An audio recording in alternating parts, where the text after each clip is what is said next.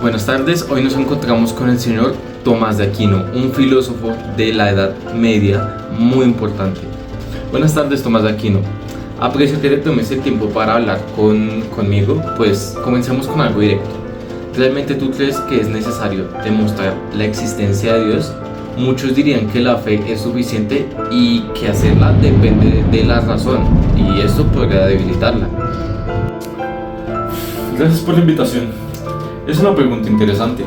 Considero que la fe y la razón no están en conflicto, al contrario, se complementan. Para muchos la fe es un regalo que no requiere prueba, pero la razón nos permite profundizar en esa fe, haciéndola más robusta, accesible para aquellos que dudan. Mis 5 vías ofrecen una demostración racional de la existencia de Dios, no para debilitar la fe, sino para abrirle las puertas a la verdad mediante la razón. Hablando de las 5 vías, ¿podrías resumirnos cada una? ¿Qué fue lo que te llevó a desarrollar estos argumentos? Claro, con gusto. La primera vía es la del movimiento, basada en la idea de que todo lo que se mueve debe ser movido por algo. Si seguimos retrocediendo en esta cadena de movimientos, llegamos a un primer motor que no necesita ser movido. Esa es la causa inmóvil, o sea, Dios. La segunda es la de la causa eficiente. Todo tiene una causa y si remontamos cada causa, llegamos a una primera causa incausada, que es también Dios. La tercera vía es la de la contingencia. En el universo todo es contingente, es decir, las cosas pueden o no existir. Sin embargo, debe haber un ser necesario que haya dado origen a los seres contingentes, y ese ser necesario es Dios. ¿Y las últimas 2 vías en qué se basan? La cuarta es la de los grados de perfección.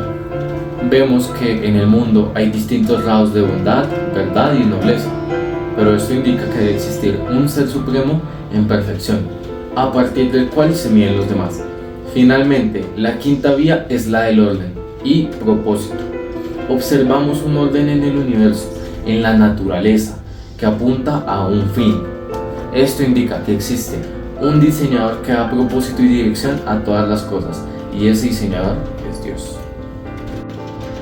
Algunos dicen que estos argumentos son lógicos, solo si uno ya cree en Dios.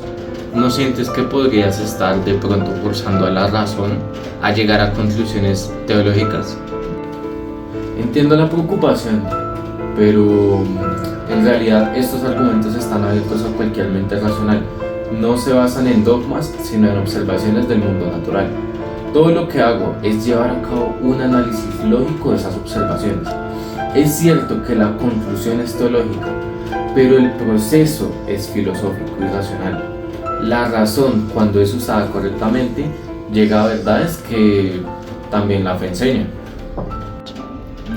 Entonces, ¿no crees que la razón podría llevarnos a conclusiones distintas de las de la fe? ¿Qué pasa si la lógica llega a contradecir algún dogma? La verdad no puede contradecirse a sí misma. Si la razón y la fe son verdaderas, entonces no entrarán en conflicto como ser humano. Admito que puedo equivocarme en mis deducciones, pero confío en que tanto la razón como la fe nos llevan a un único destino, la verdad.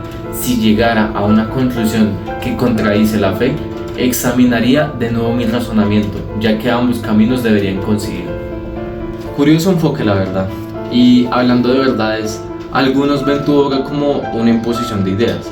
¿No es un poco rígido este pensamiento al asumir que todo apunta a un ser divino, donde queda el libre pensamiento?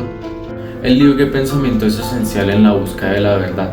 Mi intención no es imponer una idea, sino ofrecer una explicación lógica y racional que cualquiera pueda analizar y criticar. E incluso a quienes no comparten la fe, les invito a estudiar mis argumentos y a encontrar en ellos un ejercicio de reflexión. No les pido que crean, sino que reflexionen. Hablando de reflexión, tu obra principal, la Summa Theologiae, es masiva.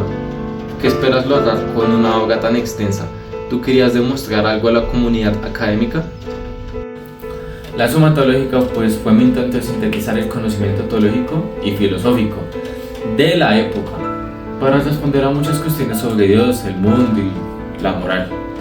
La obra no es solo para teólogos, sino también para filosóficos y pensadores en general. Mi intención no era impresionar, sino ofrecer una herramienta de estudio y reflexión que aborde tanto la fe como la razón. Debo decir que es bastante ambicioso de tu parte. La Suma toca temas como la ética, el pecado y la moral, pero hoy en día hay quienes consideran que esas son decisiones individuales. ¿Realmente necesitamos una moral universal? Creo que la moral tiene un fundamento objetivo en la naturaleza humana y en el bien común.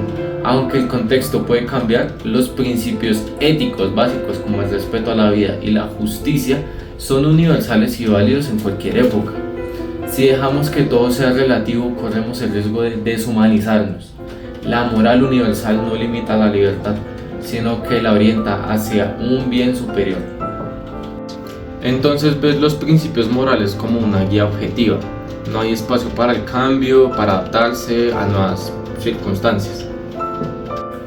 Sí, por supuesto, la moral es subjetiva en sus principios fundamentales, pero la aplicación de estos principios debe adaptarse a las circunstancias. Por ejemplo, el principio de justicia es inmutable, pero su aplicación puede variar según la situación. Interesante punto. Hablando de adaptarse, vivimos en una época donde la ciencia y la tecnología avanzan rápidamente. ¿Cómo encajan tus ideas en este mundo moderno? La ciencia y la tecnología nos ayudan a comprender mejor el mundo creado y por tanto a acercarnos a Dios. No deben verse como una amenaza, sino como una herramienta para conocer mejor la realidad. Si algo revela la ciencia, es lo considerado a una invitación a ver la obra de Dios con mayor profundidad. Mis argumentos se basan en la observación del mundo y en la lógica, principios que son compatibles con cualquier época. Por último, una última pregunta. Tomás, si tuvieras que resumir tu filosofía en una sola frase, ¿qué dirías?